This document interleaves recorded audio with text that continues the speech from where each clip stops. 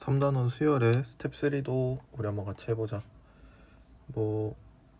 기출문제 이 강의에 대해서 설명한 부분 앞에서 계속 누적해서 얘기했으니까 크게 따로 얘기하지 않고 바로 문제 풀러 가볼게. 자, 265번부터 한번 해보자. 265번 문제 읽어보면 함수 fx가 x제곱 플러스 x 마이너스 3분의 1이래. 그리고 부등식 다음과 같이 주어졌는데 k가 fn과 fn 플러스 1 사이에 껴있도록 하는 정수 k의 개수를 an이라는 수열로 정의했네. 그 다음에 시그마 n은 1부터 100까지 an분의 1. 이 p분의 q일 때 p 플러스 q의 값을 구하시오. 오케이. 그러면 이 문제를 풀기 위해서는 어쨌든 우리가 an에 대한 식이 필요하다는 사실 우리가 분명히 알 수 있을 거야. 맞지? 그러면 직접 대입해서 하나씩 찾아보자. fn은 얼마? n제곱 플러스 n 마이너스 3분의 1. 걔보다는 커야 돼, k가. 그리고 플러스 1보다는 작아야 되니까 n제곱 플러스 n 플러스 3분의 2보다는 작아야 된다는 사실을 알 수 있겠지. 그럼 이 사이에 껴있는 정수는 누구일 수밖에 없어?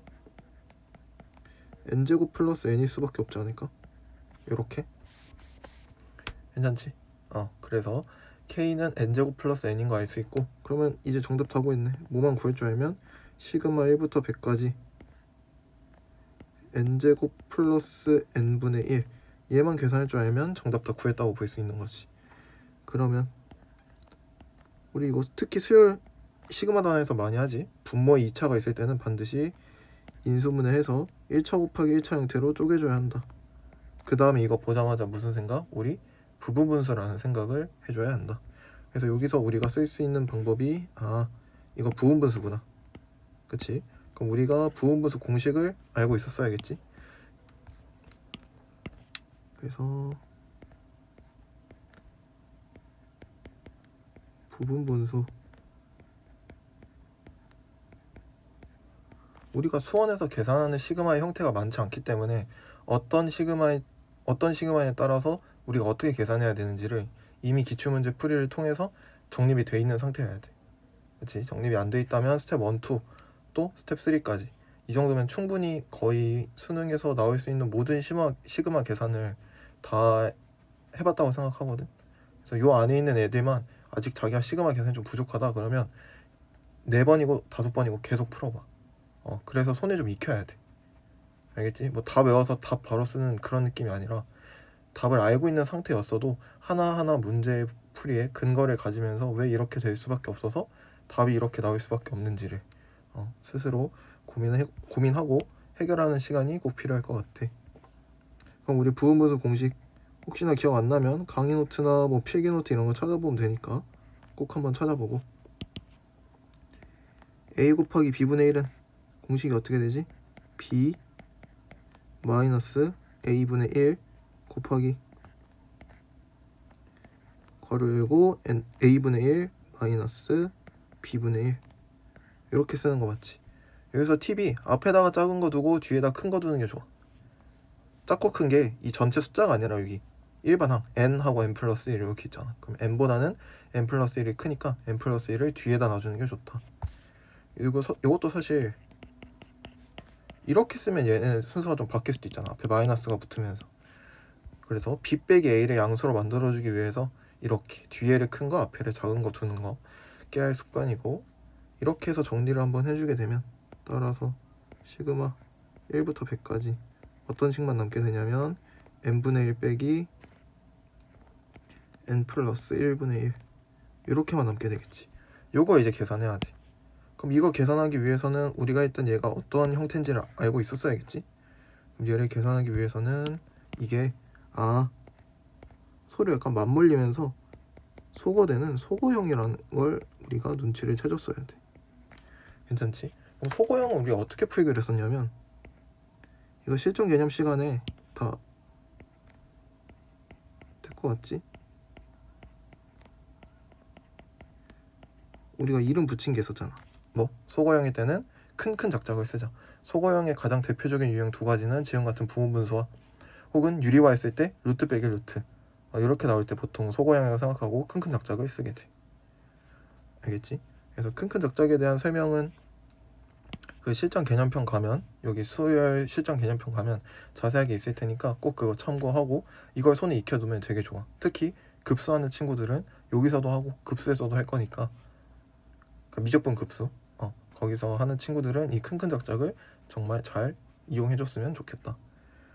그래서 간단하게 얘기하면 큰큰 작작의 핵심은 몇 항 차야. 누구와 누구?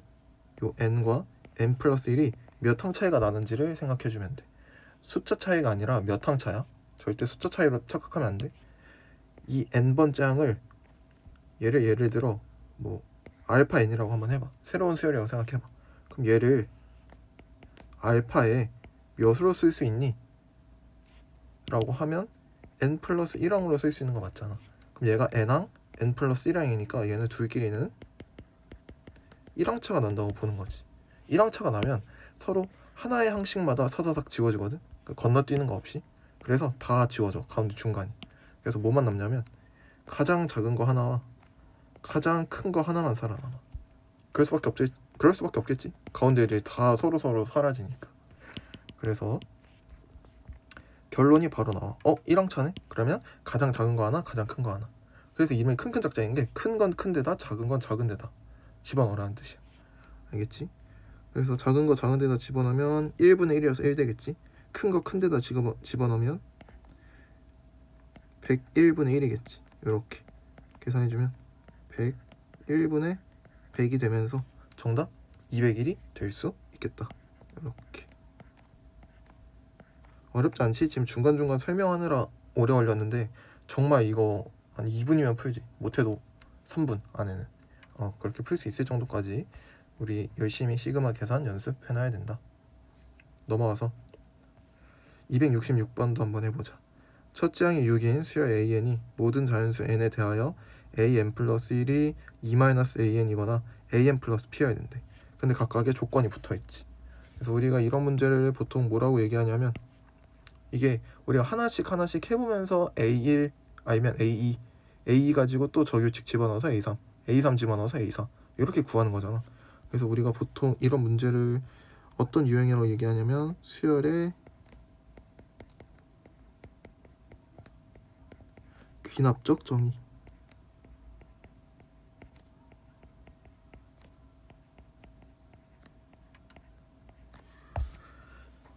불과 이 직전까지만 해도 그치? 최근 엄청 최근 아니어도 꽤 최근까지만 해도 되게 킬러 소재였지. 고난도 유형의 되게 소위 노가다라고 하는 그런 유형이었어. 그래서 수열의 귀납적 정의는 노가다를 할 수밖에 없는 시스템이긴 해. 왜냐면 계속 다음 항의 정보를 직접 대입해가면서 윗게이트 할까 아랫게이트 할까 해서 항상 너가 선택을 해줘야 되거든. 그래서 당연히 노가다의 느낌이 들어있긴 하지만 그 안에서도 충분히 규칙이 숨어있고 그 규칙 우리가 간파해야 되고 어떤 수열의 구조를 또 볼 수도 있게 되는 거고 그런 느낌이 있기 때문에 요즘은 아마 스텝 3 정도의 느낌 정도로밖에 안 나올 거야. 앞으로 그렇게 어려운 문제를 좀 지향한다고 얘기했었으니까. 그래서 너무 부담 가질 필요는 없는데 본인이 1등급 목표다. 1등급을 넘어서 정말 안정적인 만점을 받아내야 된다. 만점에 가까운 점수를 받아내야 된다. 라고 하면 충분히 이런 소재가 그동안 기출된 게 많기 때문에 다시 언제든지 꺼낼 수 있거든. 그러니까 뒤에 스텝 5 여기서 수열의 귀납적 정의 문제들을 꼭 잘 들어서 수열이 이런 식으로도 해석할 수 있겠구나. 이런 식으로 구조를 보라는 뜻이구나. 약간 이런 느낌으로 받아들여주고 넘어가면 될 것 같아. 자, 첫째 항이 6이고 우리 네 번째 항을 0으로 만들어야 되는 거지. 그러면 결국 우리가 직접 해봐야 되기 때문에 나는 이런 문제를 풀 때 A1부터 A4까지 가려면 A2, A3 거쳐야 되잖아. 그래서 미리 써놔. 그 다음에 A1한테 6을 주는 거지. 그러면 A2를 구할 때는 무슨 게? 윗게이트 하지 않겠어? A1이 0보다 크거나 같으니까 윗게이트 하기 때문에 마이너스 4가 될 거고, 그럼 A3 구할 때는 이제 A2가 음수니까 아랫게이트 하겠지. 그래서 P-4가 될 거야. 이 다음에 이제 문제네. 맞지? 그럼 P-4에서 우리가 0을 만들어내야 돼. 맞지? 근데 이게 윗게이트 할지 아랫게이트 할지 모른단 말이야. 그치? 그래서 윗게이트 할 때 P 하나, 아랫게이트 할 때 P 하나여서 문제에서 모든 실수 P의 값의 합을 물어보고 있는 것 같아. 이렇게 문제의 구조 한번 파악해주고, 첫 번째 윗게이트 할 때부터 해볼까? 윗게이트 한다는 뜻은 P-4가 0보다 크거나 같다라는 뜻이지. 그럼 이렇게 되면 2에서 P-4를 빼는 거지. 이렇게. 그러면 6-P가 되는 거지. 그럼 이게 얼마? 0이 돼야 된다는 뜻이지. 따라서 P는 6이 나오고, 꼭 검증해야 되지. 우리는 요게 가정이었으니까 대입해서 이 가정을 성립하는지 체크해보면 성립하네. 따라서 P는 6이 가능하겠네. 두 번째, P-4가 0보다 작을 수도 있지 않을까? 그치? 그럼 아랫게 탄다는 소리니까 P만큼 더하겠다는 뜻이지. 이 P-4가 0이라는 뜻이고, 따라서 P는 2일 수밖에 없고, 또 마찬가지 넣어서 검증해보면 가능하겠네. 그래서 P는 2도 가능. 이렇게 가능한 P가 두 개 나오니까 둘 다 더해주면 정답 8이 된다는 사실.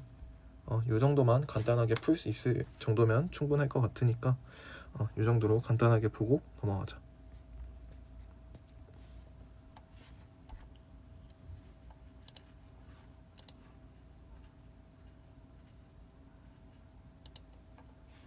(267번) 등차수의 AN이 다음 조건을 만족시킨다. 가는 A1 플러스 A2 플러스 A3는 159 이고 나에서 AM 플러스 2 플러스 AM-2 플러스 AM-1 플러스 AM은 96인 자연수 M에 대하여 시그마 K는 1부터 M까지 AK는 425다. 이런 두 가지 조건이 주어졌을 때 A11의 값을 구하래. 이런 문제가 이제 최근에 더 주목을 받고 있지. 이런 네임드 수열 갖고도 충분히 어려운 문제를 만들어낼 수 있고, 이런 게 문제를 구성할 때는 조금 더 수학적인 가치가 높다고 나도 생각을 해서 이런 문제가 더 많이 앞으로 나온다고 생각해. 그래서 특히 등차 등비 이런 문제들은 우리가 꼭 잘 다룰 줄 알아야 된다. 등차 수열의 가장 중요한 특징은 우리 항과 항 사이의 차이가 항상 일정하다는 거지. 그래서 이렇게 A1 더하기 A2 더하기 A3 얘를 등차 중앙에 의해서 3A2라고 바꿔도 되지 않을까? 약간 어떤 느낌이냐면, 어차피 이게 차이가 일정하니까 항상 직선 위에 점을 올릴 수 있거든. 얘가 A1, A2, A3잖아. 어차피 얘네 둘이 더하면 가운데 2배잖아. 그리고 가운데가 또 있으니까 가운데가 3개 있다 라고 봐줄 수 있다는 거지. 그렇지? 그래서 등차수열 문제가 나오면 등비 중앙을 굉장히 또 잘 써야 된다. 우리 실전 개념에서 다 짚고 넘어왔으니까 아직도 잘 익숙하지 않다. 그러면 실전 개념 한 번 더 듣고 오는 것도 좋을 것 같아. 등비 중앙이 아니야, 등차 중앙. 그렇지? 이렇게. 그러면 A2 값을 알 수 있지 않을까? 따라서 A2는 얼마여야 된다? 53이어야 된다는 사실 알 수 있고, 그 다음에 얘도 마찬가지. M-2항, M 플러스 1항, M항 3개를 더했더니 96이래. 그럼 여기서도 마찬가지. 어떻게? 등차 중앙에 의해서 3A M-1 이게 얼마다? 96이다 라고 나올 거야. 맞지? 따라서 A M-1항이 얼마일 수밖에 없다? 32일 수밖에 없다. 이렇게 일단 찾아줘야 돼. 괜찮지? 그 다음에 우리가 이제 뭘 쓸 거냐면 마지막 남은 조건 얘를 써내겠지? 얘의 의미가 뭐냐? 1항부터 M항까지 합이잖아.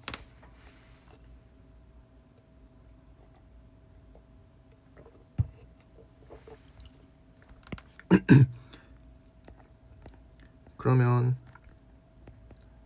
우리 실전 개념에서도 내가 굉장히 강조했지. 등차 수열의 합을 우리 해석할 줄 알아야 돼. 해석. 단순히 공식을 쓰는 게 아니라 등차 수열의 합이 왜 저런 구조를 가지게 되었을까? 그걸 반드시 생각해야 돼. 그럼 등차 수열의 합이 어떻게 되는 거라고? 우리 그 가우스 얘기했었지. 1부터 100까지 숫자 더한 거. 딱 그 원리야.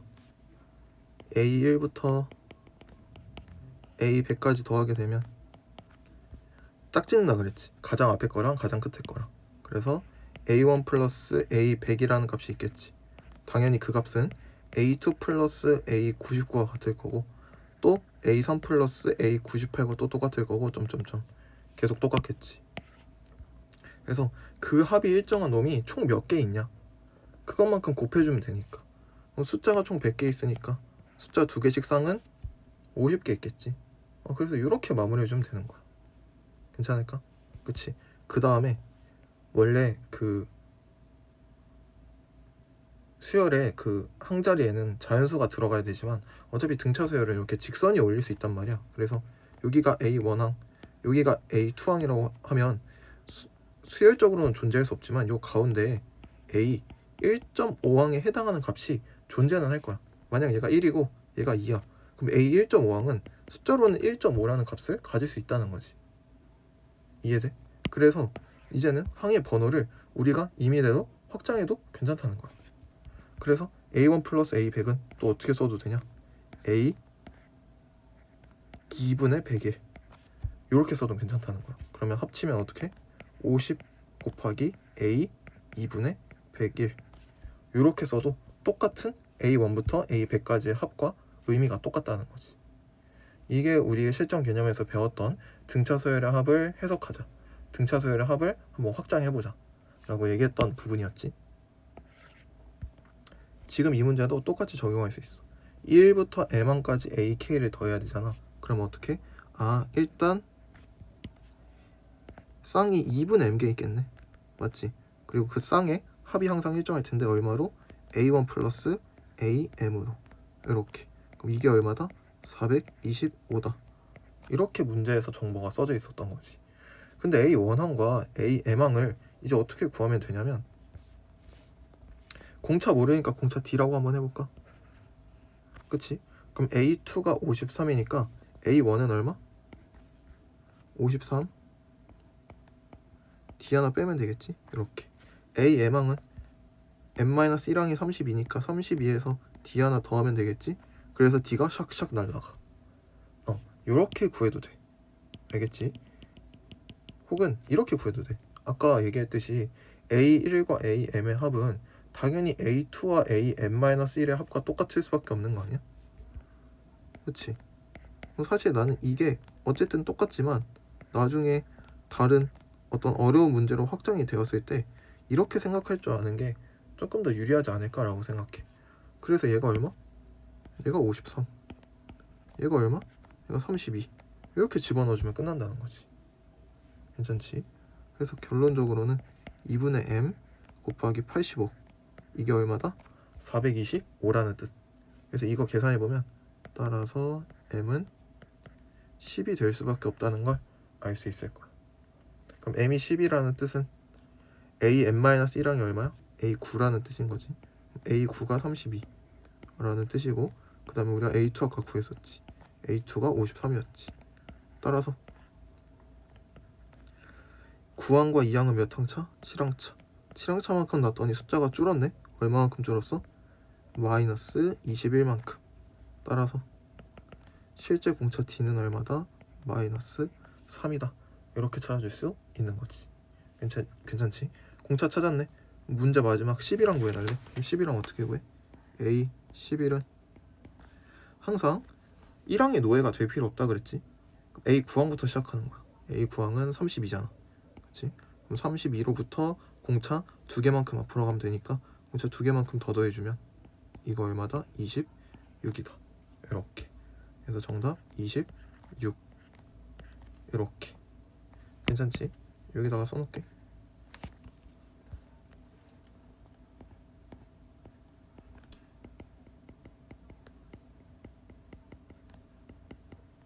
첫째 항의 노예가 되지 말자.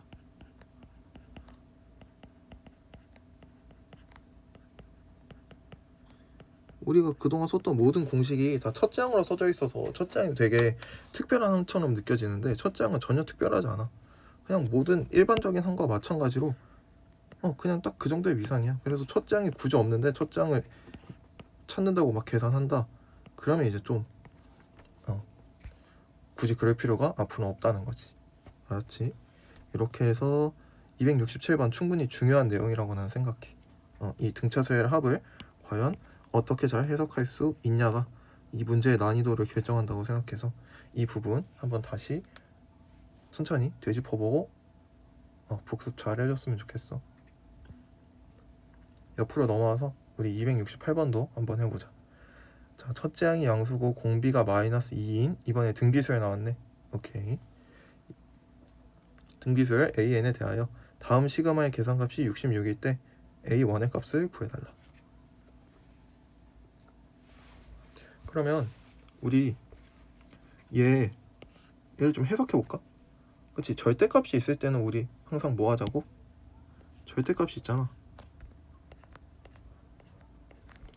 절대값이 등장했을 때는 절대값이 의미가 뭔데?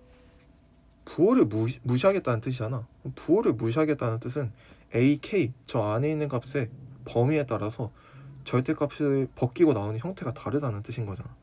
그래서 절대값이 나오면 반드시 절대값에 대한 케이스 분류가 동반될 수밖에 없어.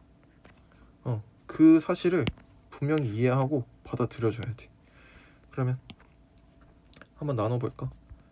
나누기도 전에 얘를 난 좀 길게 들고 다니는 거 싫어해서 BK라고 한번 해보자. 괜찮을까? 그럼 BK는 두 가지 형태가 가능할 것 같아. 첫 번째는 언제? AK가 0보다 크거나 같을 때와 두 번째 AK가 0보다 작을 때 두 가지 형태가 나올 것 같아. 첫 번째는 그대로 튀어나올 테니까 AK 2배겠지. 두 번째는 마이너스 달고 튀어나올 테니까 0 되겠지. 이렇게. 그래서 케이스 분류 해달라는 뜻이 이 뜻이야. 괜찮을까? 근데 생각해봐. 등비수열 AN이잖아. 그럼 첫째 항이 양수고 공비가 음수기 때문에 AN은 부호가 이미 결정돼 있어. 그 사실을 반드시 우리가 알고 있었어야 돼. 부호가 결정돼 있다. 어떻게? A 홀수항과 A 짝수항에 대해서 A 홀수항은 어때? 첫째 항이 양수고 그 다음에 공비 두 번씩 계속 곱할 테니까 무조건 양수겠지. 짝수는 양수에다가 공비를 홀수번씩 곱할 거니까 당연히 음수 되겠지. 이렇게. 그래서 이미 정해져 있어. A가 홀수항이면 윗길, 짝수항이면 아랫길을 탄다는 뜻이구나. 그럼 따라서 우리 결론을 낼 수 있지. 어떻게? B 홀수항은 윗길 탈 거니까 2A 홀수항이고 B 짝수항은 아랫길 탈 거니까 무조건 0이구나. 이렇게. 여기까지 괜찮지? 그럼 지금부터 짝수항을 볼 필요가 없다라는 뜻이야. 그럼 우린 누구만 봐주면 되냐면 B1 더하기 B3 더하기 B5 더하기 B7 더하기 B9 이렇게만 생각해주면 되는데 걔네들이 전부 2 곱하기 A 홀수항으로 치환이 되니까 한 번에 묶어서 써보면 2 바깥으로 묶고 A1, A3, A5, A7, A9 이렇게. 이게 얼마다? 66이어야 된다. 이렇게 체크가 되는 거지. 그러면 여기가 33. 그 다음에 얘네는 우리 어떻게? 이것도 다 등비수열 아니야? 첫 번째 항에서 세 번째 항 할 때 공비를 두 번 곱하면 되니까 곱하기 4 하는 거잖아. 여기서 일로 갈 때도 곱하기 4 하는 거 아니야? 그치?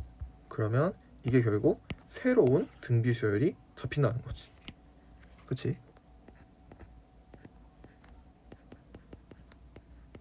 그래서 새로운 등비수열이 만들어지는 과정을 반드시 이해해줘야 한다. 그치? 그럼 우리 등비수열 합공식 있지? 써보자. 1 공비할지 공비 1할지는 공비가 1보다 크거나 작은지에 따라서 달라져. 사실 뭘 쓰든 상관없는데 그냥 나는 분모를 양수로 맞춰주는 걸 좋아해서 공비가 1보다 크면 공비 1을 보통 선택해. 그래서 4 1 써주고 첫 번째 항은 A1이니까 모르네. A1 두자.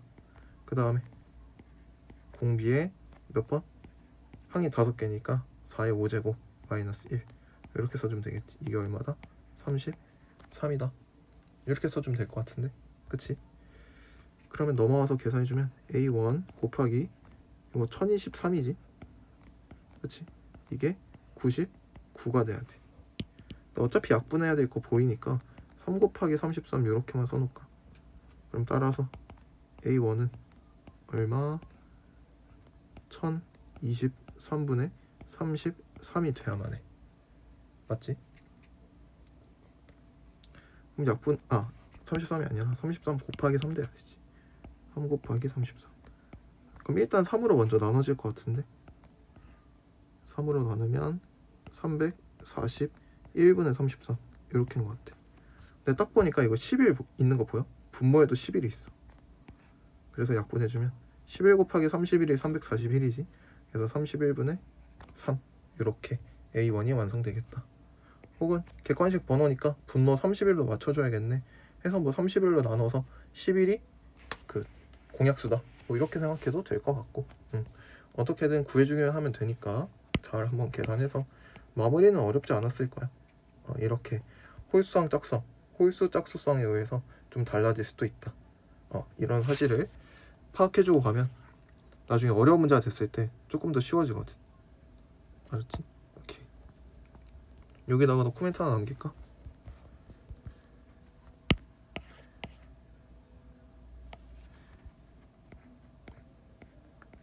수열의 홀짝성. 얘도 중요한 키워드여서 쓰고 넘어갈게.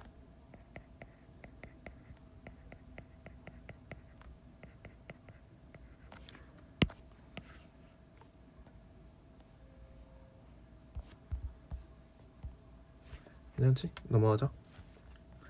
269번 하러 가자. 자, 269번 바로 문제 읽어볼게. 공차가 양수인 등차 수열 AN의 첫째 항부터 제 n항까지의 합을 SN이라고 하자. 오케이, 등차 수열의 합을 SN이라고 했네. 그때 S9랑 절대값 S3이 똑같고 그 값이 27이어야 된대. 이때 A10의 값을 구해달래. 오케이, 그러면 유일하게 주어진 이 조건을 좀 해석해볼 필요가 있을 것 같아. 잘 생각해봐.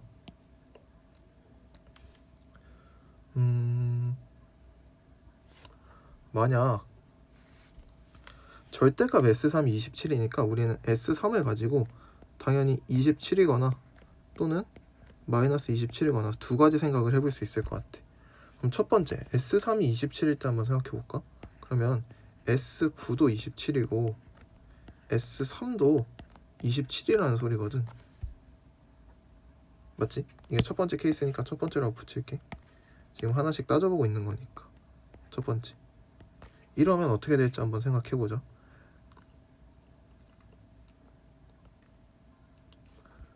이러면 우리 각각 바꿀 수 있지 않아? 어떻게? S9는 우리 1항부터 9항까지 합이잖아. 그럼 여기서 우리 어떻게 할 거냐면 등차 수열의 합의 해석 이 앞에 있으니까 이거 긁어올게. 이렇게 한번 생각해 볼 거야. 앞에서 봤던 것보다 한 차원 높게. 어떻게? SN에 대한 정보를 AN에 대한 정보로 바꿔줄 수 있다. SN에 대한 정보를 AN에 대한 정보로 바꿔줄 수 있어야 한다. 어떻게 하면 되냐? S9가 27이야. 그럼 이거 어떻게 쓰면 된다고? 9 곱하기 1항과 9항의 중간항이 누구야? 5항이니까 A 5항이 9개 있다고 봐도 되는 거지. 요 말이 이해돼야 돼. 요게 가능해야 돼. 여기. 자, 이해가 안 되면 꼭 다시 실전 개념 돌아가서 이거 이해하고 와야 돼. S3은 3 곱하기 1항과 3항의 중항. 누구? 2항. 이렇게 써지는 거지. 그럼 두 개 한번 정리해 볼까? 따라서 A5는 3이라는 뜻이고 A2는 9라는 뜻 아니야? 그럼 여기서 우리가 알 수 있는 건 공차 3개만큼 앞으로 가면 숫자가 6만큼 떨어지네. 따라서 공차는 얼마? 마이너스 2여야 되는데 문제 첫 번째 줄에 뭐라고 써있어? 공차가 양수라고 써있네. 그럼 얘는 당연히 오순이 될 수밖에 없구나. 이렇게 생각해주면 돼. 그러면 이제 무슨 뜻이냐면 두 번째 S9는 27이 맞는데 누가? S3이 27이 아니라 마이너스 27이어야 된다는 소리구나. 이렇게 쓸 수 있다는 거지. 맞지?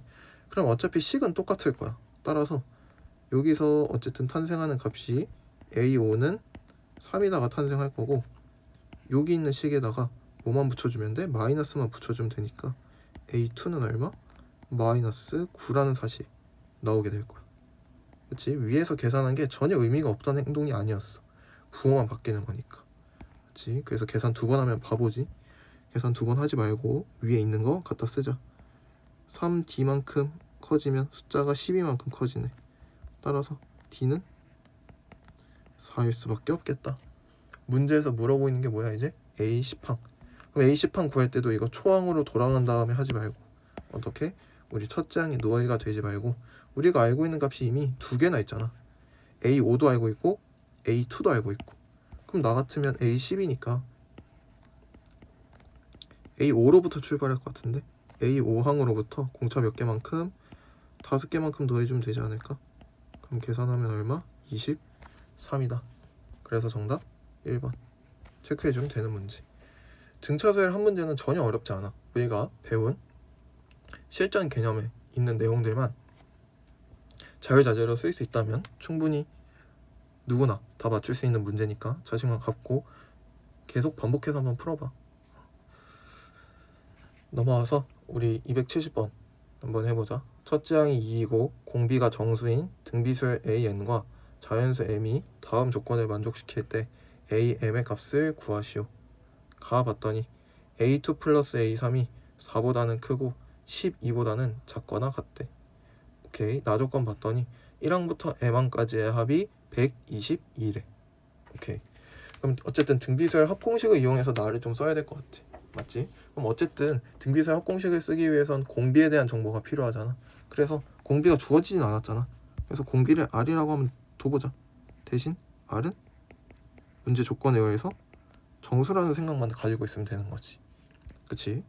그래서 나식 한번 정리해보면 우리 그냥 공비 마이너스 1로 쓸게. 아직은 공비가 1보다 크거나 작은지 모르니까 어쩔 수 없이 하나 정하고, 첫째 항은 2인 거 문제에서 줬으니까 쓰고, 공비의 항의 개수 제곱 마이너스 1 이렇게 써주면 될 것 같은데, 아 이게 122라는 뜻이구나.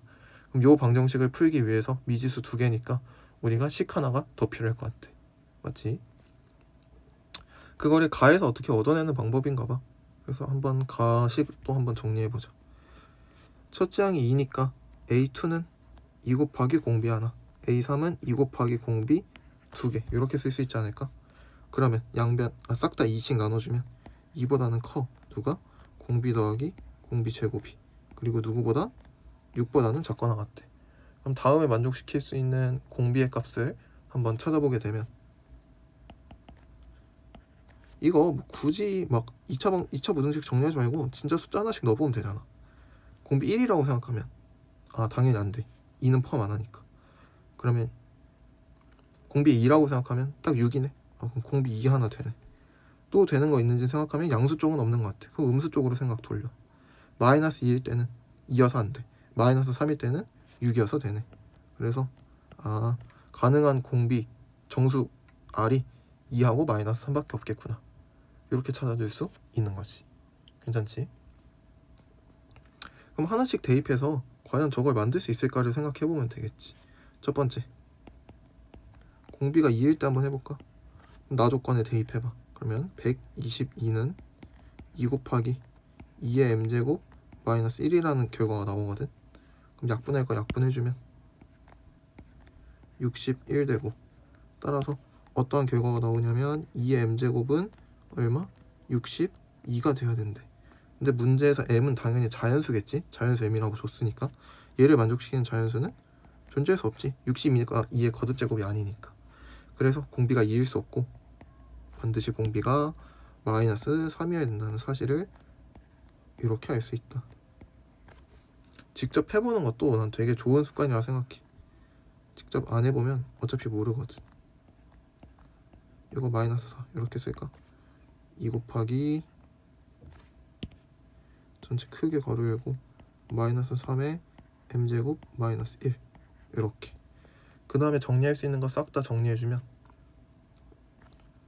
마이너스 3의 m제곱이 얼마가 나와야 되냐면 양변 2 나누면 244에서 마이너스 244에서 1 더하니까 마이너스 243 되네. 그럼 얘는 하필 딱 3의 거듭제곱 숫자지. 그래서 m은 5여야 하는구나. 이렇게 찾을 수 있는 거지. 그리고 공비 마이너스 3은 당연히 가능하겠구나. 그럼 문제에서 뭐 물어봤어? m 물어봤으니까 a5 구해달라는 뜻이겠지. 따라서 a5 값은, 얘도 마찬가지야. 첫째 항의 노예가 전혀 될 필요가 없지. 우리가 누구를 알고 있으니까. 아니나 얘는 첫째 항 알고 있으니까. 그치? 얘를 구하는 게 더 귀찮지. 그냥 첫째 항이 주어졌을 때는 첫째 항 쓰면 돼. 2 곱하기 공비가 얼마? 마이너스 3이니까 마이너스 3을 4번 곱하면 되겠지. 그래서 계산하면 160이다. 이렇게. 그러면 정답은 162가 되겠다. 괜찮지? 뭐 무조건 첫 장을 쓰지 말라는 게 아니야. 단지 첫 장을 구하기 위해서 너가 필요한 행동이 있을 때는 굳이 첫 장을 그런 행동까지 해가면서 구할 필요가 전혀 없다는 거지. 특별할 게 없는 친구니까. 주어지면 쓰면 되고 안 주어지면 말고. 그냥 딱 그 마인드로 접근해주면 돼. 그 다음에 우리 271번도 한번 해보자.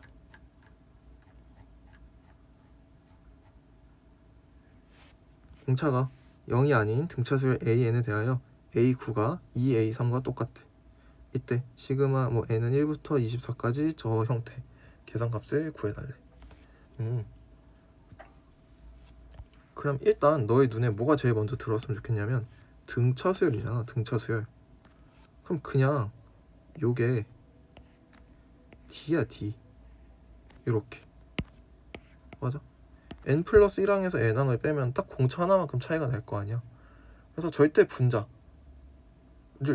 어떤 식으로 생각할 필요가 없다는 거야. 그냥 상수값이야. D의 제곱으로 분자가. 그러면 한번 다시 풀어서 써보면 시그마 n은 1부터 24까지 an 곱하기 an 플러스 1분의 d제곱이라는 계산값을 구해내야 되고, 우리 실전 개념에서 얘기했듯이 an은 1차식의 형태니까 지금 분자는 분모는 2차, 분자는 상수인 형태인 거지. 그럼 1차 곱하기 1차가 현재 분모니까 이거 어떤 거? 우리 부분분수 이용해서 계산을 해줄 수 있겠지. 부분분수 이용해주면 시그마 1부터 24까지 앞에 거에서 뒤에 거 빼주면 되겠지? 그럼 D만큼 차이가 나. 맞지? 분자는 D제곱 괄호 열고 AN분의 1 마이너스 AN 플러스 1분의 1 이렇게 써주자. 괜찮지? 오케이. 내려가서 얘도 남겨주자. 부분분수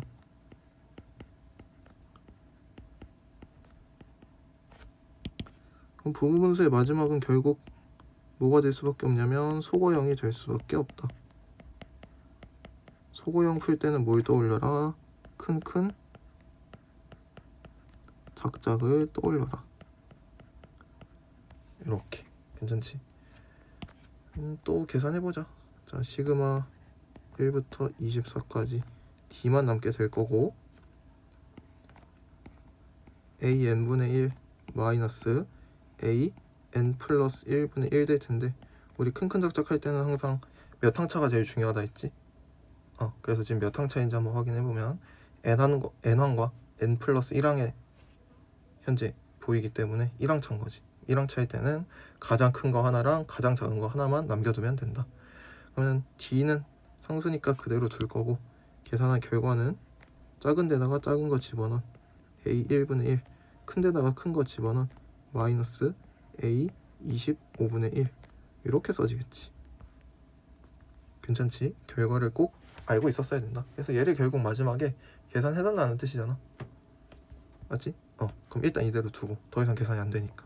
그럼 우리가 유일하게 안 썼던 A9는 2A3이다. 저 정보를 써야겠지.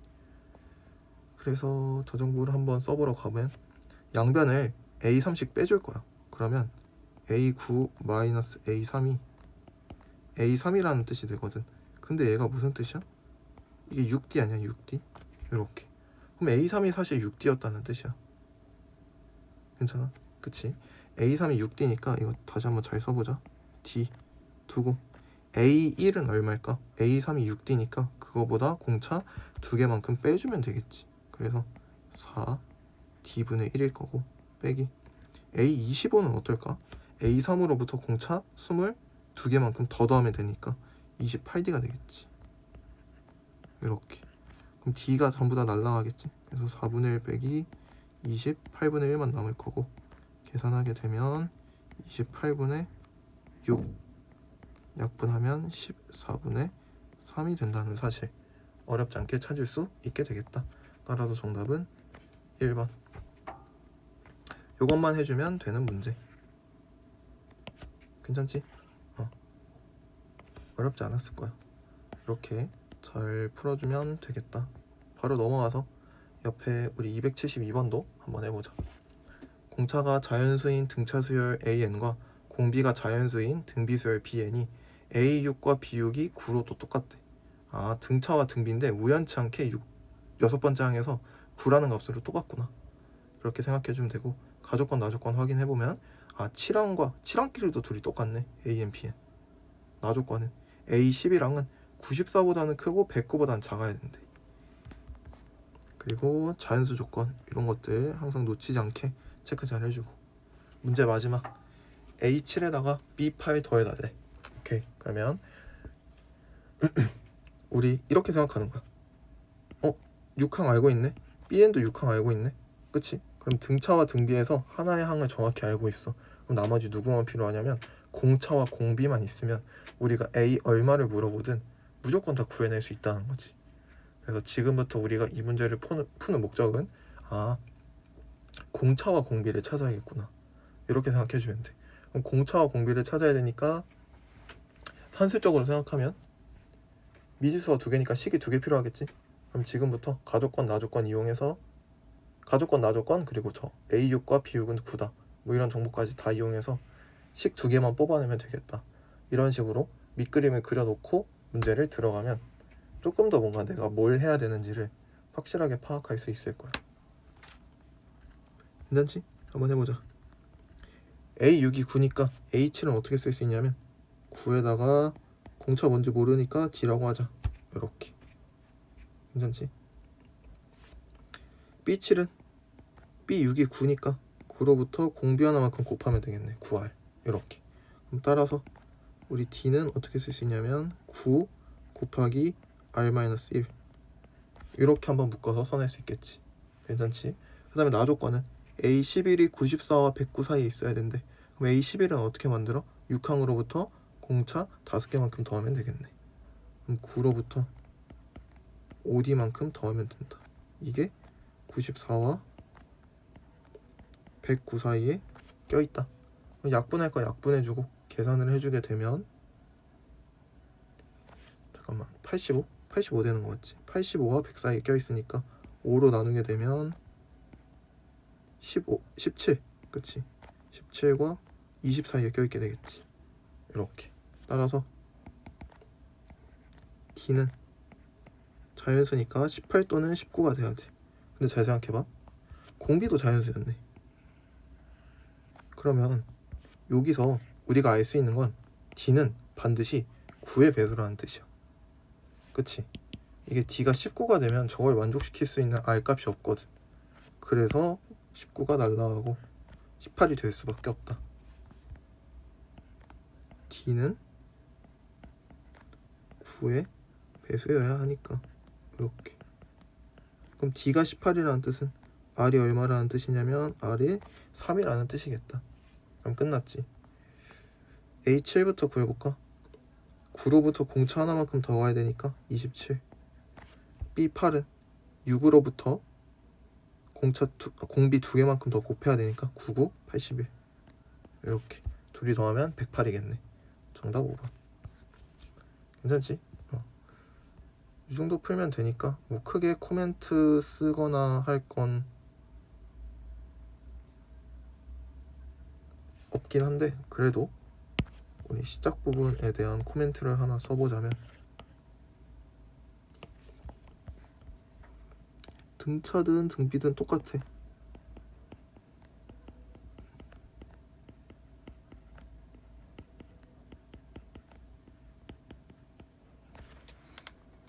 얘네들의 특징은 하나의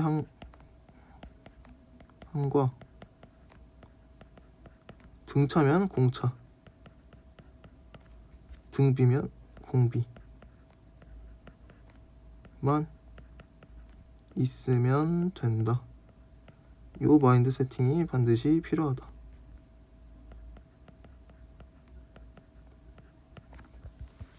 괜찮지? 하나의 항과 공차 공비만 열심히 찾아야겠다 라는 마인드. 문제에서 하나의 항을 줬다 그럼 공차만 찾고, 혹은 공비만 찾고, 공차나 공비를 줬다 그러면 하나의 정확한 항의 값만 찾으려고 노력하면 돼. 알겠지? 넘어가서 우리 273번. 자, n이 자연수일 때 x에 대한 2차 방정식 블라블라의 두근을 알파 n 베타 n이라고 하자. 시그마 n은 1부터 81까지 루트 an 플러스 루트 bn 분의 1의 계산값을 구해달라. 오케이. 이 2차 방정식에 일단 2차 방정식에 대해서 너가 머릿속에 생각해야 되는 건 무조건 근과 계수가 아니야. 그게 1순위가 되면 절대 안 돼. 정확히 알려줄게. 우리 2차 방정식이 나왔다 그러면 머릿속에 크게 세 가지의 형태가 떠올라야 돼.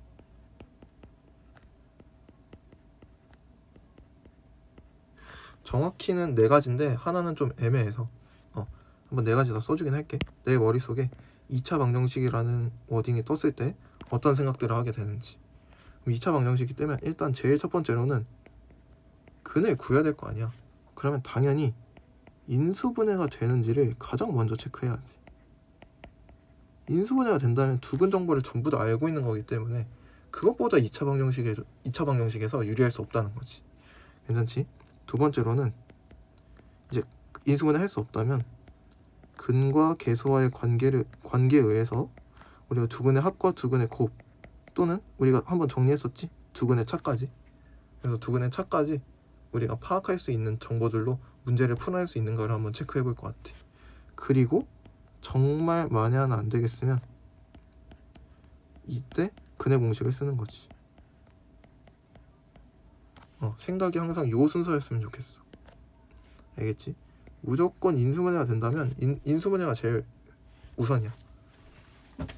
그 다음에 내가 얘기했던 또 다른 생각은 뭐가 있냐면 2차 방정식을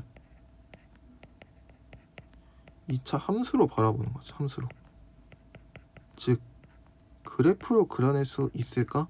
라는 생각을 주로 해. 단 이건 언제? 우리 이 다음에서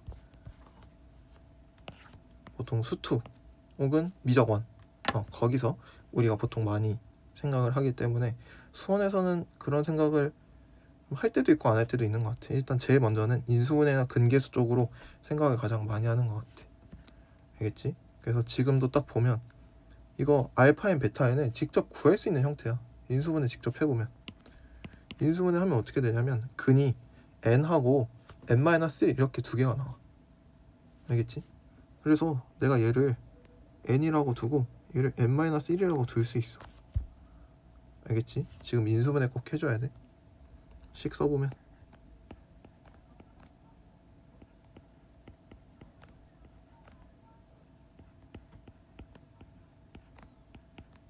이렇게 식이 뜬다는 거지. 인수분해 꼭 한번 해보고 그 다음에 마지막 구해야 되는 식 한번 다시 옮겨 써보자. 1부터 81까지 루트 n 플러스 루트 n 플러스 n-1분의 1 이렇게. 그럼 여기서 우리가 더 이상 진행할 수 있는 게 없기 때문에 분모에 루트가 있다. 유리화 한번 진행해보자. 유리화 진행하게 되면 시그마 n은 1부터 81까지 루트 n 마이너스 루트 n-1이 되게 된다.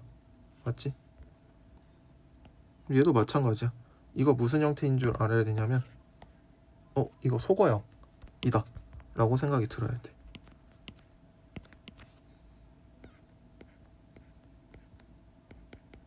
소거형에 우리 크게 아까 두 가지 형태가 있다 그랬지? 그동안 많이 풀었던 부부분수 형태가 가장 많이 나오고 지금처럼 이렇게 유리화해서 루트가 들어간 형태도 가끔 뜨니까 꼭 기억해야 돼. 소거형은 항상 뭘로 푼다? 큰 작작으로 푼다. 괜찮지? 그럼 둘이 몇 항 차인지 확인해야 돼. 루트 n과 루트 n-1은 얘를 a n항이라고 치면 얘가 a n-1항이 되니까 아 둘은 1항 차구나. 이렇게 판단할 줄 알아야 돼. 절대 숫자로 하면 안 돼. 이거 나중에 낚는 문제가 무조건 나오거든. 알았지? 예를 들어 2n-1과 2n 플러스 1 얘네 둘은 숫자는 2차이지만 1항 차야. 왜냐면 공차가 2니까. 그치? 요 식에다가 n자리에 n 플러스 1을 집어넣어야 2n 플러스 1이 되지 n 플러스 2를 집어넣는다고 2n 플러스 1이 되지 않아. 그러면 걔네 둘은 2항차 관계가 절대 아니라 1항차 관계라는 뜻인 거지. 그래서 숫자로 판단하는 건 좀 위험하니까 방금처럼 내가 했던 것처럼 얘를 AN이라고 잡았을 때 얘가 A 얼마로 표현될까? 이렇게 생각해서 이 얼마를 찾은 다음에 얘와 얘끼리의 차로는 얼마든지 몇 항차 나는지를 확인할 수 있는 거지. 알았지? 1항차 나니까 큰 데다가 큰 거, 작은 데다가 작은 거 조심해야 돼. 얘가 큰 거지, 얘가 작은 거지. 대입하게 되면 루트 81이니까 9 마이너스 루트 0이니까 0 그럼 9 빼기 0이니까 정답 9겠네. 그래서 정답 9 쓰고 넘어가주면 된다. 위로 올리자. 이렇게 괜찮지? 응. 중요한 행동 요령 어렵진 않지만 중요한 행동 요령 잡았기 때문에 잘 복습해줘. 그 다음에 우리 274번 한번 해보자. 지금 우리가 몇 문제 풀었지? 이게 10문제째지? 오케이. 274번. 자, 등차 수열 AN을 첫째 항부터 제 n항까지의 합을 SN이라고 하겠대.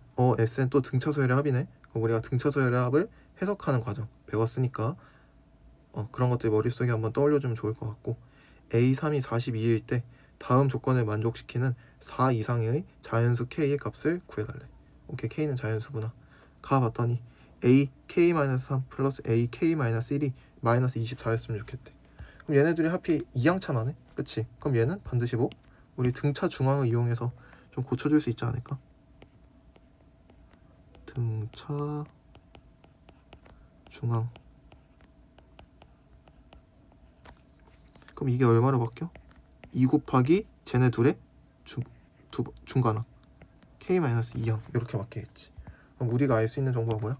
아, A K-2항이 마이너스 12였다는 사실을 우리가 알아낼 수 있었다는 것이. 괜찮지? 응.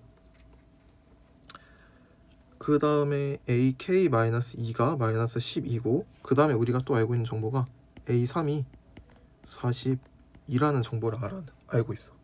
그리고 나 조건은 SK는 K제곱이래.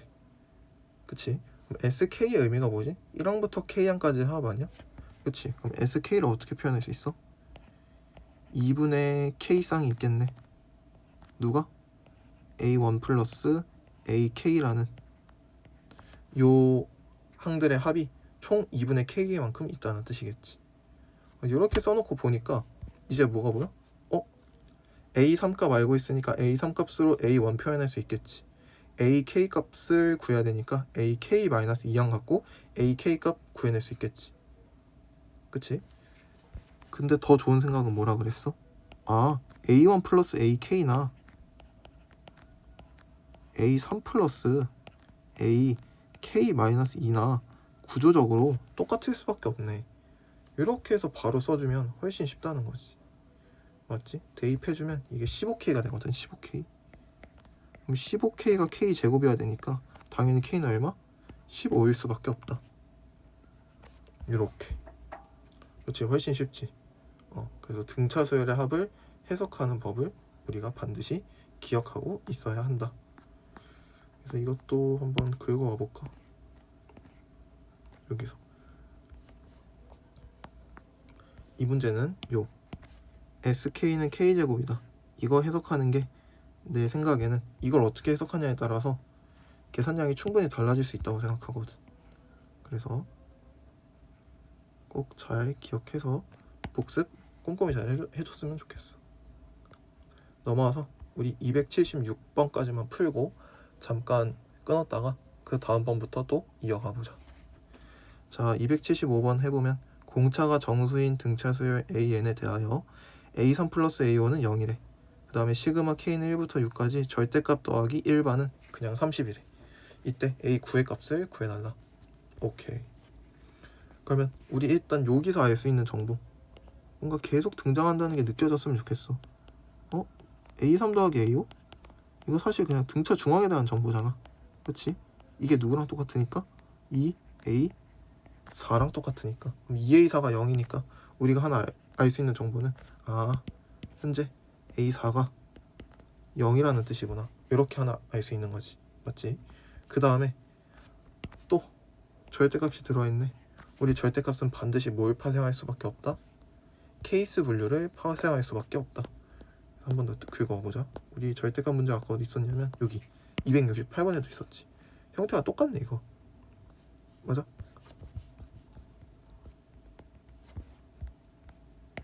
절대값은 반드시 케이스 분류를 할 수밖에 없어. 케이스를 한번 머릿속에서 대충 생각해보자. AK는 0 이상이거나 0 음수거나 이렇게 두 개로 나뉘는 거 맞지? 그러면 이렇게 생각하면 돼. 0 이상이면 절대값이 그냥 튀어나올 테니까 그 값을 2배 해주면 되고, 음수이면 절대값이 튀어나올 때 마이너스 달고 튀어나올 테니까 둘이 상쇄가 되지. 0 되겠지. 이렇게만 해주면 사실 케이스 분류를 한 거지. 0 이상이면 음수이면 이렇게 쓴 거 자체가 케이스 분류 한 거니까. 그래서 내 머릿속에 이 전체 수열이 어떻게 보이냐면 안에 있는 값 중에 AK가 양수면 AK의 2배, AK가 음수면 그냥 0이구나. 음수인 부분 버리고 양수인 부분만 2배 취해주면 되겠구나. 약간 이런 식으로 나는 생각을 해. 괜찮지? 그 다음에 식을 한번 정리해보면, 정리하기 전에 그러면 AK가 언제 0 이상이고 언제 음수냐, 그게 우리한테 또 중요한 키포인트가 될 수밖에 없다는 걸 우리가 인지한 거지. 그럼 A4가 0이지만 공차가 정수라고만 했기 때문에 공차가 양의 정수인지 음의 정수인지 모른단 말이야. 그럼 당연히 그거에 대해서 우리가 케이스 분류를 할 수밖에 없지 않을까 라는 생각이 든다는 거지. 그래서 첫 번째, 공차 양수로 시작해도 되고 음수로 시작해도 되는데 나는 음수부터 한번 시작해볼게. 그러면 A4가 0이니까 그래프 그림이 어떻게 되냐면, 우리 항상 등차 수열은 1차 함수로 표현할 수 있다 그랬지. 1차 함수 위에 있는 점으로. 그래서 약간 시각적으로 보여주자면 여기가 A4였고 여기가 A5, 여기가 A6, 그 다음에 여기가 A3, A4, A2, 4, 3, 2, 1 이렇게 찍힌다는 거지, 그림 형태가. 그리고 얘는 그때 얘기했었지. 형태가 이렇게 될 수밖에 없다고. 등차 수열은 1차 함수를 표현할 수 있고 그 1차 함수의 개수는 반드시 공차일 수밖에 없다. 그거는 등차 수열 일반항 공식 쭉 풀어보면 dn으로 무조건 시작한다는 사실을 알 수 있으니까, 그런 것들은 우리 기본 개념, 실전 개념 거쳐서 잘 학습했을 거라고 생각해. 그럼 여기서 우리 아까 규칙 찾았지. 0 이상이면 2배, 음수면 0. 그럼 지금 누구 날리면 되냐면 0은 어차피 2배도 0이니까 생각 안 해도 돼. 음수 다 날려도 돼. 그럼 누구만? A1 플러스 A2 플러스 A3만, 요만큼만 어떻게 2배 해주면 된다는 거지.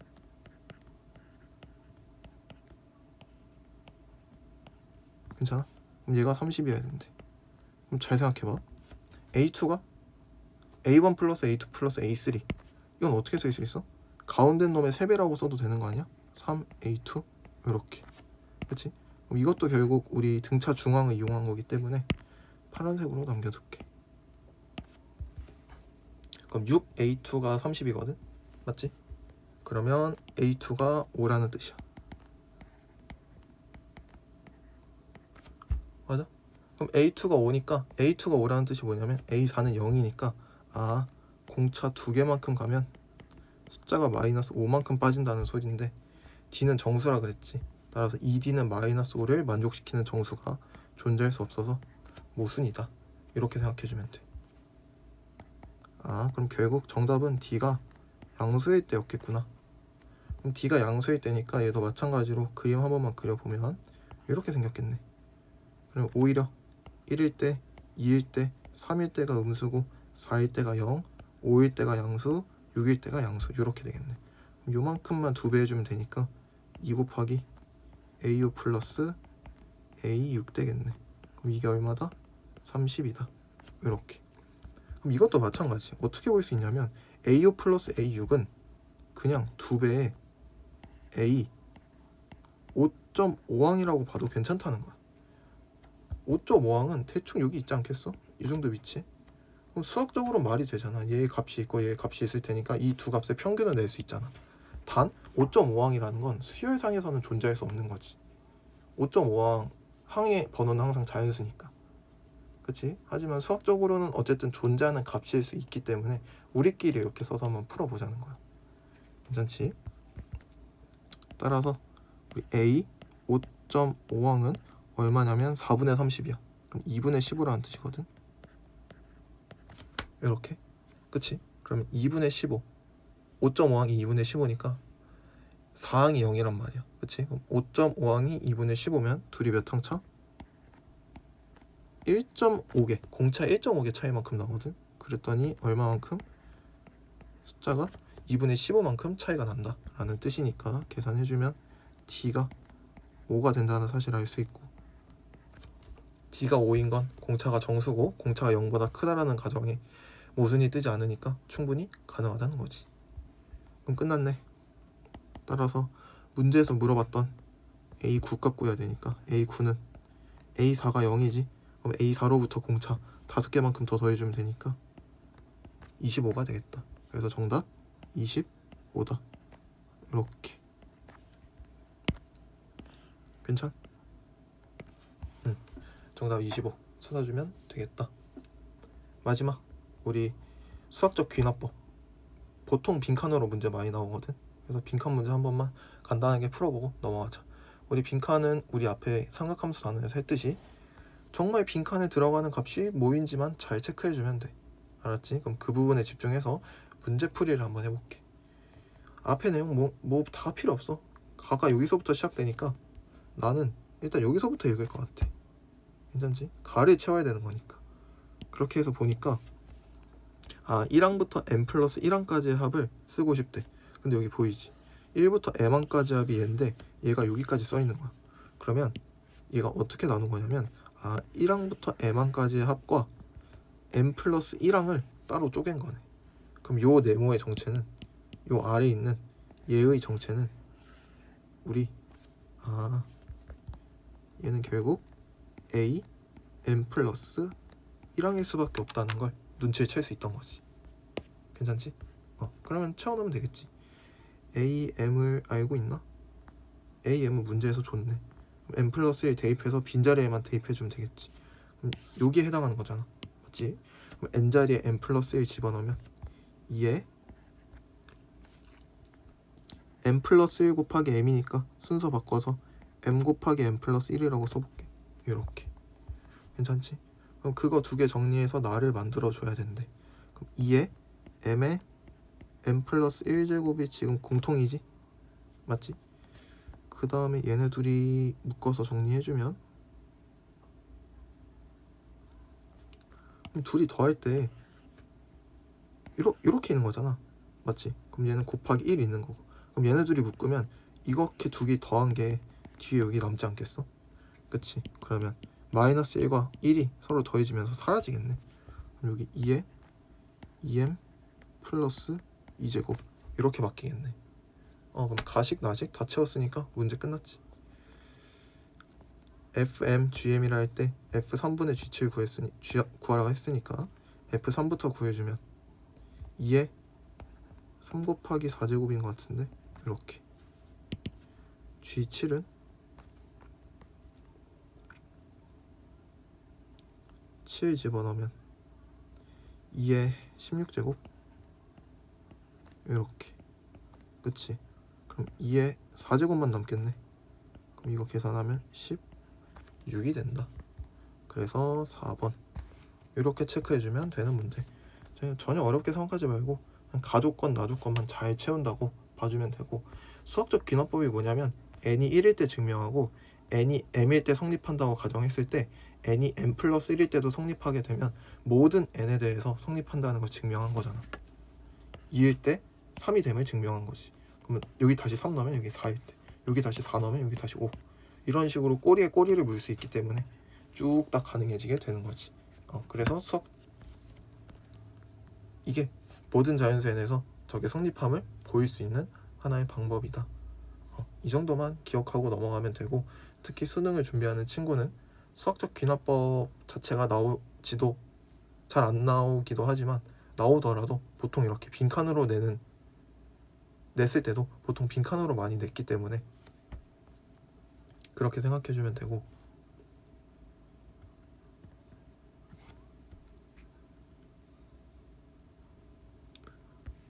그 다음에 힌트가 이거 위에서 이렇게 넘어가도 되는데 빈칸 문제의 특징이 아래 값을 줬잖아. 그래서 아래에서 위로 올라와도 돼. 무슨 소리냐면 뒤에가 똑같거든? 그럼 당연히 앞에가 똑같아야 되지 않을까?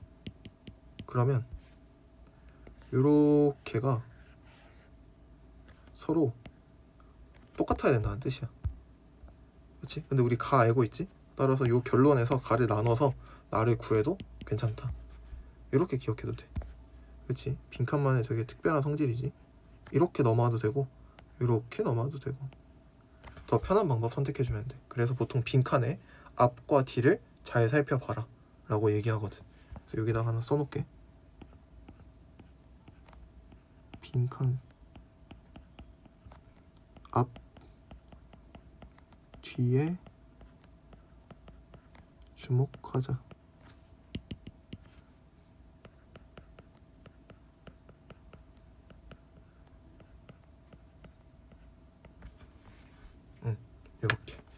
이렇게까지 하면 될 것 같고, 그 다음 시간 277번부터 또 한번 이어가 볼게요.